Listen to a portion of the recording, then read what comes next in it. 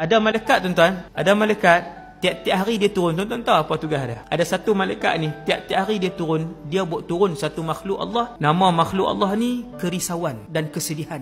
Ni malam ni baru perasan, oh sedih tu makhluk ke Ustaz? Tuan-tuan, benci, sedih, dendam, kasih, semua makhluk Allah. Boleh tengok di padang mahsyar, dalam syurga esok, tuan-tuan boleh tengok makhluk-makhluk yang saya sebut ni, boleh tengok. Ada malaikat tiap-tiap hari dia buat turun benda tu je. Dan malaikat ni bila dia turun tuan-tuan, dia buat kerja, antara kerja dia juga ialah mencabut keluar kesedihan daripada hati manusia. Sebab tu ada doa, Allahumma inni a'udzubika minal hammi wal hazan. Pegang kat sini.